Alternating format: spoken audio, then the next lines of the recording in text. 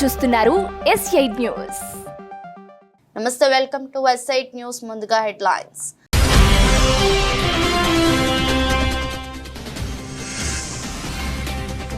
అంతర్జాతీయ యోగా దశాబ్ది వేడుకల్లో పాల్గొన్న ప్రధాని మోదీ. ప్రపంచ యోగా గురుగా భారత్ మారిందని వ్యాఖ్య.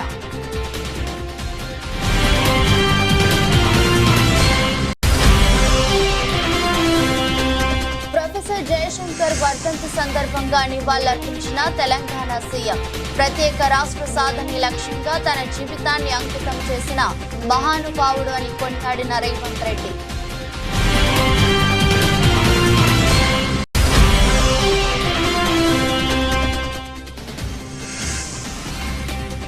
జనగణమన గేయంతో ప్రారంభమైన ఏపీ శాసనసభ. ఎమ్మెల్యేలుగా ప్రమాణం చేసిన చంద్రబాబు, పవన్ కళ్యాణ్.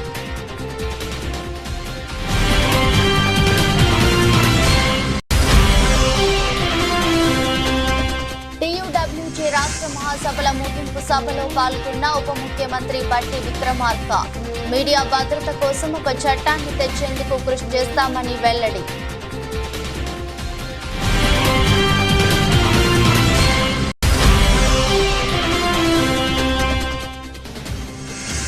న్యాయంగా ధర్మంగా చూస్తే మనం ఓడిపోలేదు. వైసీపీ విస్తృత స్థాయి సమావేశంలో నేతలకు కార్యకర్తలకు దిశానిర్దేశం చేసిన వైసీపీ అధినేత జగన్.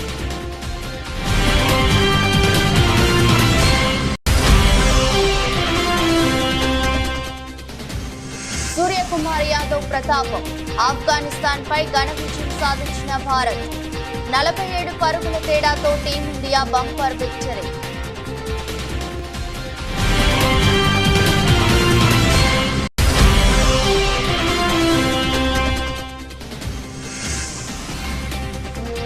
దేశీయ స్టాక్ మార్కెట్లో రికార్డుల పరంపర. గరిష్ట స్థాయిల వద్ద ముగిసిన సెన్సెక్స్, నిఫ్టీ.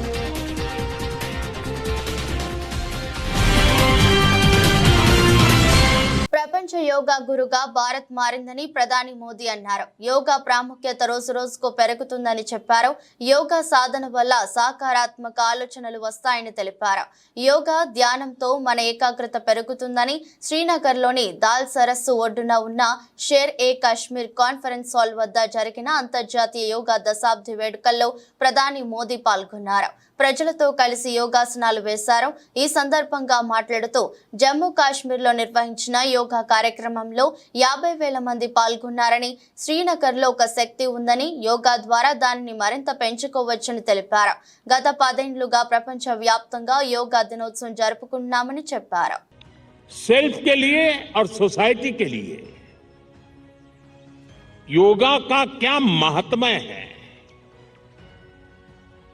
योग जिंदगी की सहज प्रवृत्ति कैसे बने। जैसे टूथब्रश करना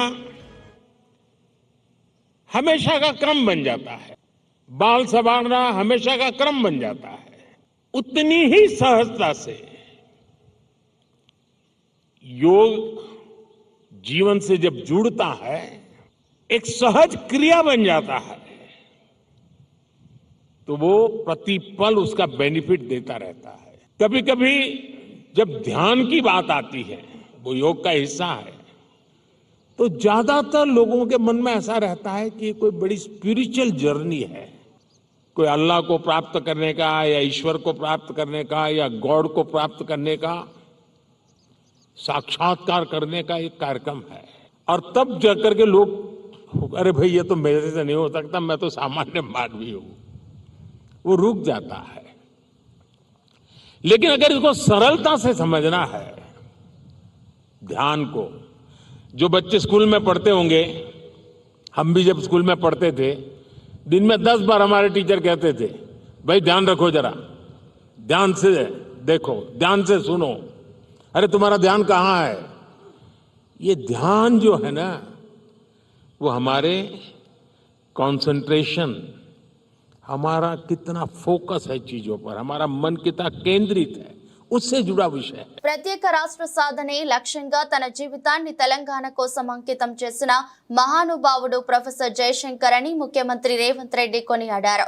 తెలంగాణ సిద్ధాంతకర్త ప్రొఫెసర్ జయశంకర్ వర్ధంతి సందర్భంగా ముఖ్యమంత్రి మంత్రి పొంగులేటి శ్రీనివాసరెడ్డితో కలిసి ఆయన చిత్రపటానికి పూలమాలలు వేసి నివాళులర్పించారు.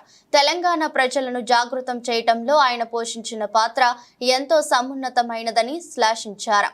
తుది శ్వాస వరకు తెలంగాణ కోసమే పరితపించారని, తెలంగాణ ప్రజల గుండెల్లో చిరస్థాయిగా నిలిచిపోయారని పేర్కొన్నారు. కాంగ్రెస్ ప్రభుత్వం అధికారం చేపట్టిన తొలి రోజుల్లోనే ప్రొఫెసర్ జయశంకర్ స్వగ్రామం అక్కంపేటని రెవెన్యూ విలేజ్ గా ప్రకటించిన విషయాన్ని సందర్భంగా ముఖ్యమంత్రి గుర్తు చేసుకున్నారు. ఆంధ్రప్రదేశ్ అసెంబ్లీ సమావేశాలు శుక్రవారం ఉదయం ప్రారంభమయ్యాయి. తొలుత కొత్త సభ్యులతో ప్రోటెం స్పీకర్ గోరంట్ల బుచ్చయ్య చౌదరి సభ్యులతో ప్రమాణ స్వీకారం చేయించారు. ముందుగా టీడీపీ అధినేత సీఎం చంద్రబాబు నాయుడుతో ప్రోటెం స్పీకర్ ప్రమాణ స్వీకారం చేయించారు. అసెంబ్లీకి ప్రణమిల్లి సభలోకి అడుగుపెట్టిన చంద్రబాబు గోరంట్ల బుచ్చయ్య చౌదరి సమక్షంలో శాసనసభ్యుడిగా ప్రమాణం చేశారు. అనంతరం deputy CM Janasena chief Pawan Kalyan ఎమ్మెల్యేగా ప్రమాణం చేశారు. నారా చంద్రబాబు నాయుడు అనే నేను శాసనసభ సభ్యునిగా ఎన్నిక అయినందున శాసనం ద్వారా నిర్మితమైన భారత రాజ్యాంగం పట్ల నిజమైన విశ్వాసం, విధేయత చూపుతానని, భారతదేశ సార్వభౌమాధికారాన్ని, సమగ్రతను కాపాడుతానని, నేను స్వీకరించబోయే కర్తవ్యాన్ని శ్రద్ధాశక్తులతో నిర్వహిస్తానని దైవ సాక్షిగా ప్రమాణం చేస్తున్నాను.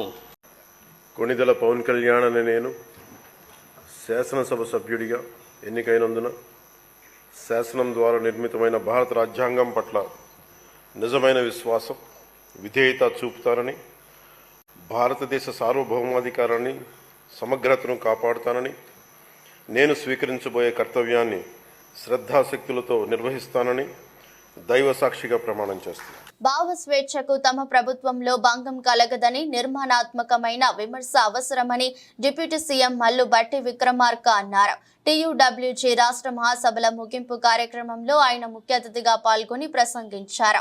రాష్ట్ర నూతన అధ్యక్షులు విరాహత్ అలీ అధ్యక్షతన జరిగిన సభలో ఆయన మాట్లాడుతూ మీడియా భద్రత కోసం ఒక చట్టాన్ని తీసుకురావాలని మీడియా అకాడమీ చైర్మన్ శ్రీనివాసరెడ్డి సూచనతో తాను ఏకీభవిస్తున్నానని, ఆ చట్టాన్ని తెచ్చేందుకు కృషి చేస్తామని అన్నారు. పేదలందరికీ ఇల్లు, విద్య, వైద్యం ఉచితంగా అందించాలనేదే తమ ప్రభుత్వ లక్ష్యమని విక్రమార్క పేర్కొన్నారు. జర్నలిస్టుల ఇళ్ల స్థలాల కేటాయింపు త్వరలోనే జరుగుతుందని హామీ ఇచ్చారు. జర్నలిజంలో యాజమాన్యాల ఆలోచనలు ఎలా ఉన్నా జర్నలిస్టు ఉన్నత ఆలోచనలతో సమాజానికి మేలు చేసే వార్తలు రాయాలని అన్నారు.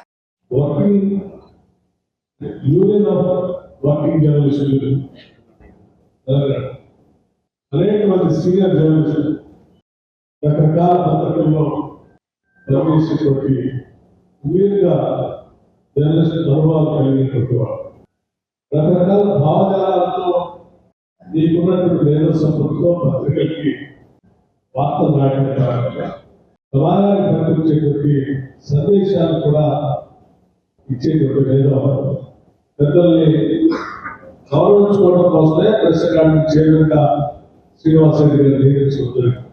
మీ అందరూ కూడా నేను చెప్పేది ఒకటే, మనం ఏ లక్ష్యాల కోసం అయితే తెలంగాణ రాష్ట్రాన్ని తీసుకున్నామో ఆ లక్ష్యాన్ని పూర్తిగా సంపూర్ణంగా రాష్ట్ర ప్రజానికి అందించడం కోసం ఈ ప్రభుత్వం శతవిధాల ప్రయత్నం చేస్తాం. సంపద సృష్టిస్తాం, సంపద ప్రజలకు పంచుతాం, వనరులు ప్రజలకి అందిద్దాం. ఈ వనరులు దోపిడి పిడి కాకుండా ప్రజలకు చేరువయ్యేటట్టు ఇదంతా ఇదే నేను కోరుకునేది. మంత్రుల ప్రమాణ స్వీకారం తర్వాత వైసీపీ అధినేత వైఎస్ జగన్మోహన్ రెడ్డి మభావంగా ఎమ్మెల్యేగా ప్రమాణ స్వీకారం చేశారు. అనంతరం అక్షర క్రమం ప్రకారం ఎమ్మెల్యేలు వరుసగా ప్రమాణం చేశారు. జగన్ ప్రమాణ స్వీకారం ముందు వరకు కోలాహలంగా కనిపించిన సభ జగన్ చేస్తున్నప్పుడు నిశ్శబ్దంగా మారిపోయింది. వైఎస్ జగన్మోహన్ అనే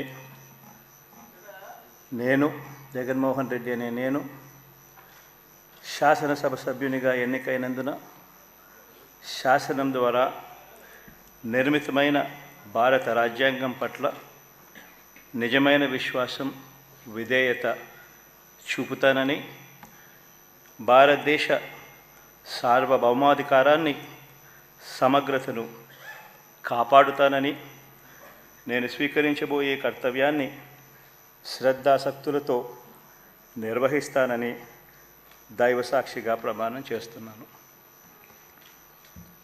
ఆంధ్రప్రదేశ్ శాసనసభ సభ్యుడైన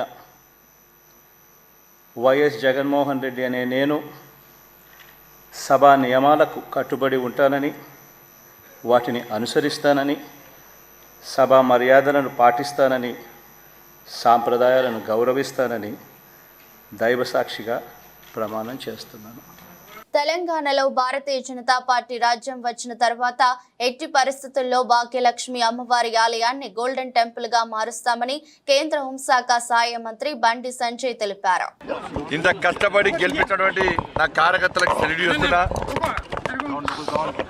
నరేంద్ర మోడీ గారిని నమ్మి నరేంద్ర మోడీ గారిని ప్రధానమంత్రి చేయాలని చెప్పి ఉద్దేశంతో మమ్మల్ని గెలిపించినటువంటి తెలంగాణ ప్రజలకు సెల్యూట్ చేస్తున్నా. నన్ను గెలిపించిన కరీంనగర్ పార్లమెంటు నియోజకవర్గ కార్యకర్తలకు ప్రజలకు కూడా సెల్యూట్ చేస్తున్నా. ముఖ్యంగా ఈ తెలంగాణ రాష్ట్రంలో ఈ వాతావరణం రావడానికి కారణము ఆ తల్లి భాగ్యలక్ష్మి అమ్మవారి.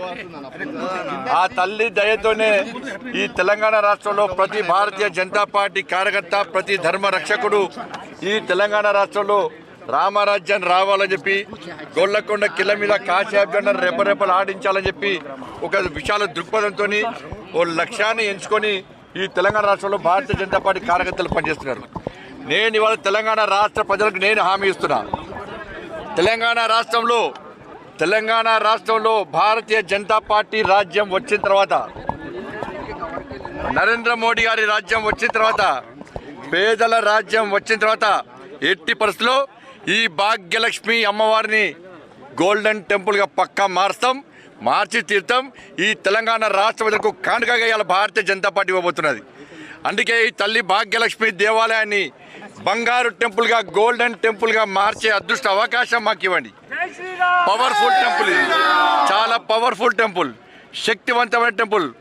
ప్రతి హిందూ, ప్రతి తెలంగాణ వాది ఇలా రండి, ఆ తల్లి భాగ్యలక్ష్మి అమ్మవారిని దర్శించుకోండి.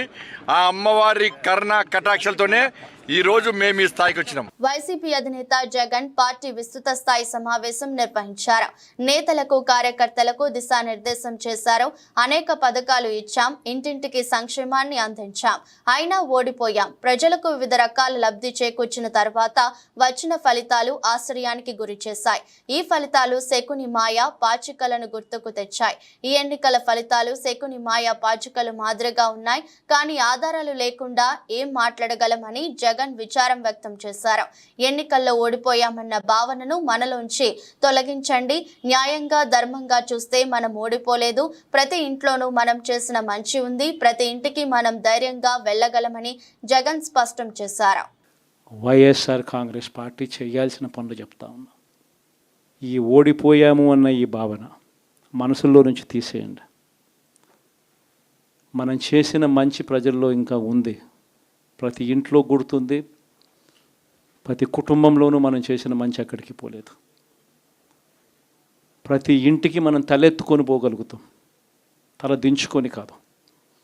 చెప్పిన పని చేయక కాదు, చెప్పిన పని చేసి తలెత్తుకొని పోగలుగుతాం ప్రతి ఇంటికి కూడా. మనం కేవలం చంద్రబాబు నాయుడు ప్రలోభాలకు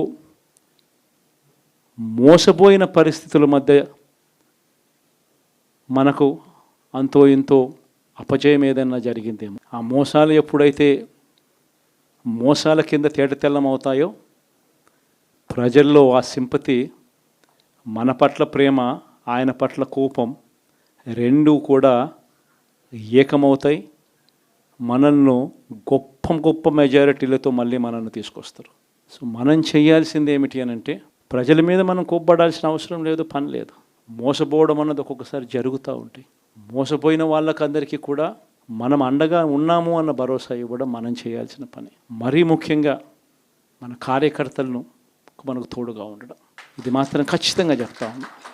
బీఆర్ఎస్ పార్టీకి తెలంగాణ మాజీ speaker Banswada MLA Pocharam Srinivas Reddy shock ఇచ్చారు.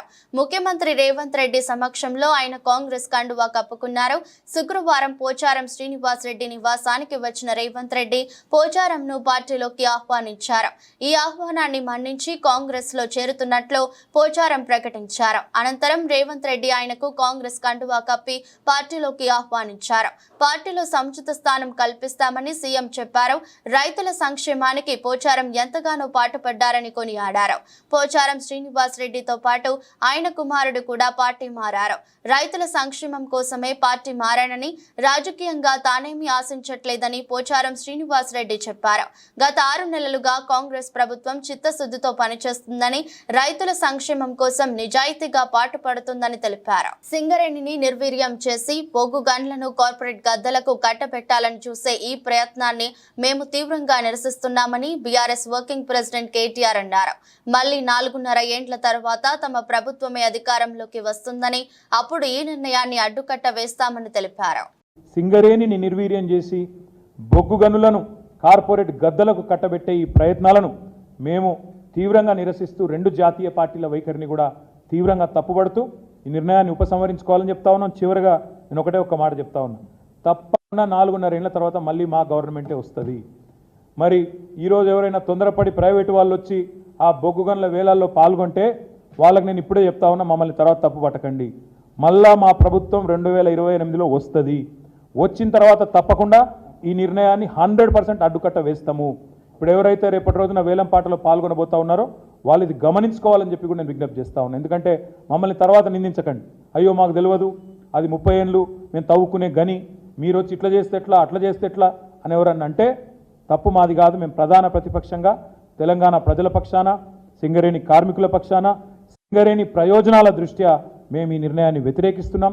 వేలంపాటను ఉపసంహరించుకోవాలని కేంద్ర ప్రభుత్వాన్ని కోరుతున్నాం. దానికి వంతపాడడం ఆపాలని చెప్పి రాష్ట్ర ప్రభుత్వాన్ని కోరుతా ఉన్నాం. ఈ వేలంపాటలో పాల్గొనే ప్రతి ఒక్కరిని కూడా మళ్ళీ చెప్తున్నా, 4.5 ఏళ్ల తర్వాత మళ్ళీ మేము వస్తాం. వచ్చిన తర్వాత ఈ నిర్ణయాన్ని తప్పకుండా 100% అడ్డుకట్ట వేస్తాం. అందులో ఎవరికి అనుమానం కూడా అవసరం లేదు. ఎందుకంటే మాకు రాష్ట్ర ప్రయోజనాలు ముఖ్యం, జాతి ప్రయోజనాలు ముఖ్యం. 100% అడ్డుకట్ట వేస్తామనే మాట కూడా చెబుతూ ఈ వేలంపాట నుంచి, ఈ నిర్ణయం నుంచి కేంద్ర రాష్ట్ర ప్రభుత్వాలు ఉపసంహరించుకొని తప్పకుండా సింగరేణికి న్యాయం చేయాలని చెప్పి కూడా, అలాంటి డైరెక్ట్గా చేయాలని చెప్పి కూడా కోరుతూ మీ అందరికీ కూడా ధన్యవాదాలు. పెదనందిపాడు మండలం వరగాని గ్రామానికి చెందిన మారుమల్ల హరిప్రసాద్ వరఫ్ నాని రౌడీ మూకల దాడిలో మరణించిన సంగతి విదితమే. ప్రతిపాడు నియోజకవర్గ వైఎస్ఆర్ కాంగ్రెస్ పార్టీ ఇన్ఛార్జి బాలసాని కిరణ్ కుమార్, గుంటూరు జిల్లా వైఎస్ఆర్సీపీ ప్రెసిడెంట్ మందపాటి శేషగిరిరావు చొరవతో వైఎస్ఆర్ కాంగ్రెస్ పార్టీ అధ్యక్షులు జగన్మోహన్ రెడ్డి ఆదేశాల మేరకు వారి కుటుంబానికి అండగా ఉంటామని ఆర్థిక సహాయం 5 లక్షల రూపాయల చెక్కును కుటుంబ సభ్యులకు అందజేశారు. ఈ నెల 5వ తారీఖున సాయంత్రం సుమారు 10:30 నిమిషాలకు ముల్లమూరి హరిప్రసాద్ అండ్ వైఎస్ఆర్ కార్యకర్తలపై ఇంటి దగ్గరికి వచ్చి టీడీపీ కార్యకర్తలు, టీడీపీ కార్యకర్తలు గుండాలు ఇతను పిలిచి బయటికి తీసుకెళ్లడం జరిగింది.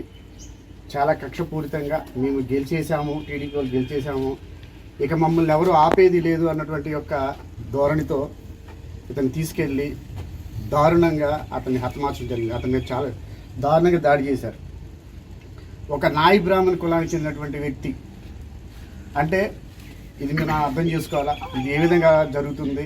టీడీపీ ప్రభుత్వం రాగానే బీసీలని కానీ లేదంటే వెనకబడిన కులాల వారిని కానీ ఇలాంటి ప్రక్రియ ఇలా చేయడం అనేది కానీ, కొన్ని దళితుల మీద దాడులు చేయడం అనేది ఎంతవరకు సమంజసం. ఈ కుటుంబంలో మూడు ఫ్యామిలీలు ఉన్నాయి. 3 ఫ్యామిలీ కూడా ఒక్కొక్క కొడుకు అతను. వాళ్ళు ఎంతో బాధపడుతున్నారు, వాళ్ళు న్యాయం చేయమని అడుగుతున్నారు. అలాగే మాజీ ముఖ్యమంత్రి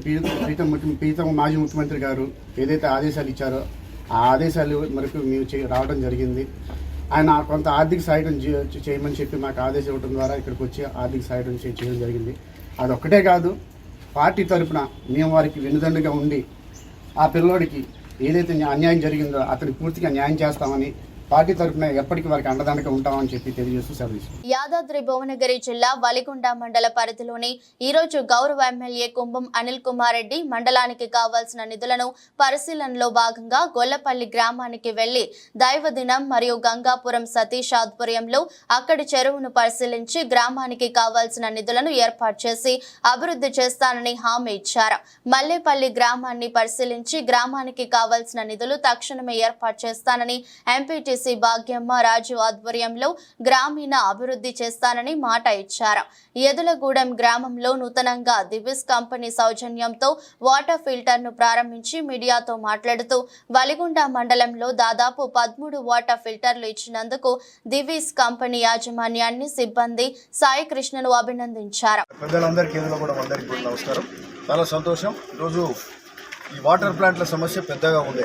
అంతటా పాత అన్నీ ఖరాబ్ అయినాయి, మొత్తం నియోజకవర్గం అంతా కూడా. సరే, మరి మనకు కూడా మరి పెద్ద ఎత్తున పెట్టాల్సిన అవసరం ఉంది, డబ్బులు కూడా సరిపోవు. సరే, ఇక్కడ మన చౌటుప్పలో పెద్ద కంపెనీ ఉంది, దివిస్ కంపెనీ. ఇక వాళ్ళకు 3-4 నెలలకెళ్ళి వాళ్ళ వెంబడిపడి వాళ్ళ సిఎస్ఆర్ కింద పెట్టాలని చేస్తే వాళ్ళు కూడా మంచిగా స్పందించారు. సో మొదటి విడతగా మన ఒలిగొండ మండలంలో 10 ఇక్కడ దివిస్ వాళ్ళ రిప్రజెంటేటివ్ కూడా ఉన్నాడు. ఒలిగొండ మండలంలోనే 10 పెట్టిండ్రు. ఆడ పోచంపల్లిలో 12 ఉన్నాయి, భువనగిరి మండలం ఉన్నాయి, బీబీనగర్ మండలం ఉన్నాయి. దాదాపు 40 ప్లాంట్లు, 36-40 ప్లాంట్లు ఇప్పుడు శాంక్షన్ చేసారు. ఒక్కొక్కటి ఒలిగొండలో 10 ఆల్రెడీ పెట్టేసారు. మండల వారికి అన్నీ కూడా పెట్టుకుంటూ పోతారు. సో చాలా సంతోషకరమైన విషయం. ఎందుకంటే మన మూసి ప్రాంతం కాలుష్యమైనటువంటి నీళ్లు ఉంటాయి, సో ఇబ్బంది ఉంది. కాబట్టి ఈ వాటర్ ప్లాంట్ కూడా సరే పదే ఖరాబ్ అవుతుంటాయి, ఎప్పుడో పాత పెట్టినవి నడుస్తూ ఉన్నాయి. ఈరోజు దివిస్ వాళ్ళు కూడా ఏంటంటే మంచి కంపెనీ ఇచ్చారు. ఇది ఒట్టిగా చాలా ఏళ్ల కొద్ది నడుస్తుంది, కాకపోతే మెయింటెనెన్స్ కూడా మనం మంచిగా చేసుకోవాలి. రాజకీయంగా ఎదుర్కొనలేక కేంద్రంలోని బీజేపీ ప్రభుత్వం, రాష్ట్రంలోని కాంగ్రెస్ ప్రభుత్వాలు అసంబద్ధ కారణాలతో ఎన్ఫోర్స్మెంట్ డిపార్ట్మెంట్, ఐటీ శాఖల పేరుతో దాడులు చేయించడం ప్రజాస్వామ్యానికి పెనుముప్పు లాంటిదని, తన 34 ఏళ్ల రాజకీయ జీవితం తెల్ల కాగితం లాంటిదని, రాజకీయ కుట్రతోని దాడులు చేస్తున్నారని పటాన్చేరు శాసనసభ్యులు గూడెం మహిపాల్ రెడ్డి అన్నారు. తన నివాసంలో జరిగిన ఈడీ సోదాల అనంతరం ఆయన విలేకరులతో మాట్లాడారు. ఉదయం 9 గంటల నుండి సాయంత్రం 6 గంటల వరకు జరిపిన సోదాలకు సంపూర్ణంగా సహకరించామని తెలిపారు. ప్రభుత్వ నిబంధనలకు విరుద్ధంగా ఎటువంటి వ్యాపారాలు నిర్వహించలేదని తెలిపారు. చట్టపరంగా ఎదుర్కోవడానికి తాము ఎల్లప్పుడూ సిద్ధంగా ఉన్నామని తెలిపారు. డిప్యూటీ డైరెక్టర్ ఎన్ఫోర్స్మెంట్ వారి సిబ్బంది మొదటి నుండి మా ఇంట్లో, మా బ్రదర్ ఇంట్లో ఎన్ఫోర్స్మెంట్ వాళ్ళు సోదాలు చేసి లాస్ట్కి తేలింది ఏంటంటే అక్కడ కొండను దోవి ఎలుకలు పట్టినట్టున్నారు. ఎందుకంటే ఇది పూర్తి స్థాయిలో పొలిటికల్ ప్రెషర్. ఎందుకంటే రాష్ట్ర ప్రభుత్వం కానీ కేంద్ర ప్రభుత్వం కానీ ఇటువంటి కార్యక్రమాలు ఎన్నో జరుగుతూ ఉన్నాయి, అందులో ఇది భాగం. మంత్రులు, ముఖ్యమంత్రులు అసలు గిట ఒక్కళ్ళు ఇవ్వకుండా బలి చేస్తూ ఉన్నారు రాజకీయంగా. ఆ బలి అనేది భగవంతుడు చేయాలి, కానీ ఎవరు చేస్తే అయ్యే పని కాదు.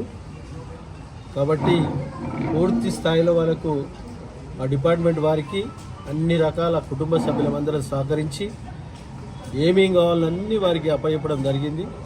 ఇంతకుముందు చెప్పిన ప్రకారంగా వారికి లభించిన ఆయుధాలు ఏంటంటే కొండను దోవి ఎలుకలు పట్టినట్టే ఉన్నది. ఏ మాత్రం గిట దానికి లోపాలు లేకుండా సహకరించడం జరిగింది. వారు కొన్ని జిరాక్స్ పేపర్లు మాత్రమే తీసుకెళ్ళి, ఒక్కటి ఒరిజినల్ పేపర్ మా దగ్గర తీసుకొని వెళ్ళలేరు, ఒక నయా పైసా తీసుకెళ్ళలేరు, ఒక ఇంత తులం గోల్డ్ తీసుకెళ్ళలేరు. అది ఒక కుటుంబంలో ఏ విధంగా వాడుకుంటారో గోల్డ్ కానీ ఇంకోటి కానీ ఆ కుటుంబంకు వర్తించే రీతిలోనే మేము పెట్టుకొని వాడుతూ ఉన్నాం. కాబట్టి ఎక్కువ అనవసరమైనటువంటి ఒక మన ధనంతో మేము ఇక్కడ జరుగుతలేము. కాబట్టి దయచేసి మీరు అందరూ ఆలోచన చేసి వాస్తవాన్ని పబ్లిక్ తెలిసేటట్టు చేయాలని చెప్పి పత్రికా సోదరులను కోరుతాం. 100% పొలిటికల్. నేను చెప్పిన కదా, సెంట్రల్ గవర్నమెంట్ కానీ రాష్ట్ర ప్రభుత్వం కానీ మంత్రులను, ముఖ్యమంత్రులను, ఎమ్మెల్యేలు ఉంటలేరు. ఇది ఎట్లా అంటున్నారు. అది కామన్గా జరుగుతూ ఉన్నది. పొలిటికల్ ప్రెషర్ అనేది మామూలే. మెదక్ ఎంపీ రఘునందన్ రావు మెదక్ జిల్లా కోర్టులో గోరక్షకుల తరపున వాదించిన అనంతరం మీడియాతో మాట్లాడారు. ఆయన మాట్లాడుతూ ఇరుపక్షాల వాదనలు విన్న కోర్టు తదుపరి విచారణకు 21కి వాయిదా వేసినట్లు తెలిపారు. తాను ఈరోజు ఎంపీగా ఉన్నానంటే కార్యకర్తలు కష్టమే అని, వారికి ఆపద వస్తే చూస్తూ ఉండనని చెప్పారు. మండల నాయకులు తదితరులు పాల్గొన్నారు. పోలీసుల వైఫల్యాలని స్టిచ్చింగ్ టైం సేవ్స్ 9 అని చెప్తారు. అంటే ఏదైనా చొక్కా కానీ కోటు కానీ తిరుగుతుంది అని అర్థమైనప్పుడు మొదటి దశలోనే జాగ్రత్త పడి ఒక కుట్టేస్తే ఆ కోటు మొత్తం చెనిగిపోకుండా ఉంటుంది. దాన్నే ఇంగ్లీష్ ప్రవర్బ్ చెప్తారు, ఏ స్టిచ్ ఇన్ టైం సేవ్స్ 9 అని. ఉదయం 11:30కు పోయి కంప్లైంట్ ఇచ్చినప్పుడు పోలీసులు నిర్ణీత సమయంలో నిర్ణీత విధంగా స్పందించి ఉంటే మెదక్లో ఉన్నటువంటి ప్రశాంత వాతావరణం చెడిపోయేది కాదు. ఇక్కడ ఎవరికి కూడా ఉద్దేశం లేదు, ఎవరు కూడా ఉద్దేశపూర్వకంగా ఎట్లాంటి హింసకు పాల్పడలేదు అనేటువంటి అంశాలని గౌరవ కోర్టు పెద్దల దృష్టికి తీసుకురావడం జరిగింది. మా ఇరుపక్షాల వాదనలు విన్న తర్వాత పిటిషన్ 21వ తారీఖు వాయిదా వేసినారు. మంచి జరుగుతుందని, న్యాయం జరుగుతుందని, న్యాయం పక్షాన్ని న్యాయమూర్తులు నిలబడతారని నాకు సంపూర్ణమైనటువంటి విశ్వాసం ఉంది. Hope for the best and see you on 21st. కార్యకర్తలకు కష్టం వస్తే బరాబర్ వస్తామని చెప్పినాం, వస్తాం. నాకు తెలిసినటువంటి అన్ని వృత్తులలో కార్యకర్తల కోసం పనిచేస్తాం. మా పార్టీ బలమే కార్యకర్తల బలం. కాబట్టి కార్యకర్త కోసం ఏ ఎక్స్టెంట్కి పోయడానికైనా నేను ఇవాళ ఎంపీ స్థానంలో ఉన్నంటే అది కార్యకర్తలందరి కష్టంతో ఇంటికి వచ్చిన మెదక్ పట్టణ ప్రజలు, మెదక్ ప్రజలు ఇచ్చినటువంటి ఆశీస్సులతో ఇందాక వచ్చిన. కాబట్టి మా కార్యకర్త ఒకటి కష్టంలో ఉన్నారని తెలిసి అక్కడ ఈరోజు కేంద్ర పార్టీ ఆధ్వర్యం లోపల మా 8 మంది ఎంపీలకు సన్మానం ఉన్నా. నాకు సన్మానాలు శాలువాలు కాదు, నాకు కావాల్సింది కార్యకర్త కష్టంలో పాలు పంచుకోవడం అనేటువంటి ఉద్దేశంతో మెదక్ రావడం జరిగింది. ఈ కేసుని చాలా రోజుల తర్వాత కోర్టేసుకున్నాను. మంచి జరగాలని, జరుగుతుందని ఆశాభావాన్ని వ్యక్తం చేస్తాను. T20 వరల్డ్ కప్ లో భాగంగా బోర్డోస్లోని కెన్సింగ్టన్ ఓవల్ వేదికగా భారత్ ఆఫ్ఘనిస్తాన్ మధ్య జరిగిన సూపర్ 8 మ్యాచ్లో టీమిండియా ఘన విజయం సాధించింది. రోహిత్ సేనా నిర్దేశించిన 182 పరుగుల భారీ లక్ష్యాన్ని ఛేదించే క్రమంలో ఆఫ్ఘనిస్తాన్ 134 పరుగులకే కుప్పకూలింది. దీంతో భారత జట్టు 47 పరుగుల తేడాతో ఘన విజయం సాధించింది. టాస్ గెలిచి మొదలుపెట్టిన బ్యాటింగ్ చేసిన టీమిండియా నిర్ణీత 20 ఓవర్లలో 8 వికెట్లకు 181 పరుగులు చేసింది. మిస్టర్ 360 సూర్యకుమార్ యాదవ్ అర్ధ శతకం 53తో రాణించాడు. అతనికి హార్దిక్ పాండ్యా 32 సమయోచితంగా ఆడి తోడ్పాటు అందించాడు. ఇక సూర్య 28 బంతుల్లో 5 బౌండరీలు 3 సిక్సుల సాయంతో 53 పరుగులు బాదాడు. అనంతరం 182 పరుగుల లక్ష్య ఛేదనతో బ్యాటింగ్ ప్రారంభించిన ఆఫ్ఘన్ అది నుంచే తడబడింది. 33 పరుగులకే కీలకమైన 3 వికెట్లు పారేసుకుంది. బుమ్రా, హర్షదీప్ విజృంభించడంతో రషీద్ సేనా 20 ఓవర్లలో 134 పరుగులు మాత్రమే చేసింది. దీంతో భారత్ జట్టు 47 పరుగుల తేడాతో ఘన విజయం సాధించింది. దేశీయ స్టాక్ మార్కెట్లో రికార్డుల పరంపర కొనసాగుతుంది. సెన్సెక్స్, నిఫ్టీ గురువారం మరో సరికొత్త గరిష్ట స్థాయిల వద్ద ముగిశాయి.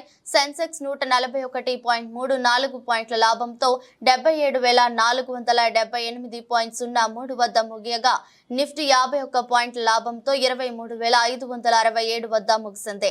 Reliance industries, HDFC bank, ICICI bank వంటి ఇండెక్స్ హెవీ వెయిట్ షేర్లలో భారీ కొనుగోళ్లు ఇందుకు ప్రధానంగా దోహదం చేశాయి. సెన్సెక్స్ గత 6 రోజుల్లోనే 1022.34 పాయింట్లు దూసుకుపోయింది. వార్తలు ముగించే ముందు మరోసారి హెడ్లైన్స్.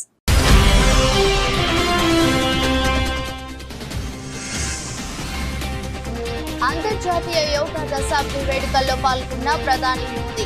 ప్రపంచ యోగా గురుగా భారత్ మారిందని వ్యాఖ్య.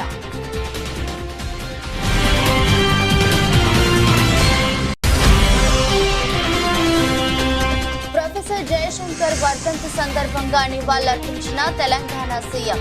ప్రత్యేక రాష్ట్ర సాధనే లక్ష్యంగా తన జీవితాన్ని అంకితం చేసిన మహానుభావుడు అని కొనియాడిన రేవంత్ రెడ్డి.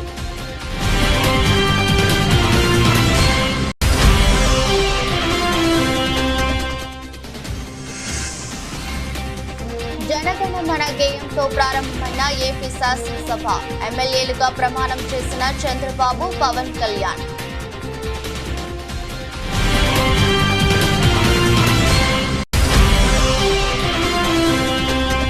టీయూడబ్ల్యూజే రాష్ట్ర మహాసభల ముగింపు సభలో పాల్గొన్న ఉప ముఖ్యమంత్రి బట్టి విక్రమార్క. మీడియా భద్రత కోసం ఒక చట్టాన్ని తెచ్చేందుకు కృషి చేస్తామని వెల్లడి.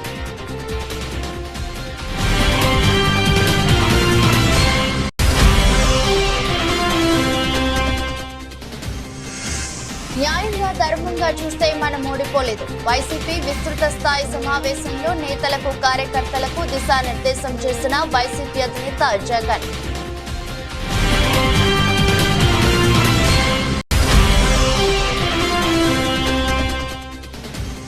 సూర్యకుమార్ యాదవ్ ప్రతాపం. ఆఫ్ఘనిస్తాన్ పై ఘన విజయం సాధించిన భారత్. 47 పరుగుల తేడాతో టీమిండియా బంపర్ విక్టరీ.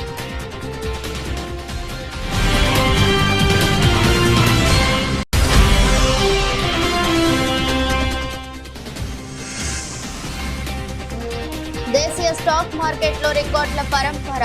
గరిష్ట స్థాయిల వద్ద ముగిసిన సెన్సెక్స్ నిఫ్టీ.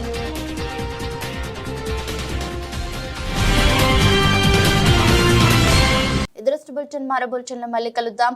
అంతవరకు సెలవు. నమస్కారం.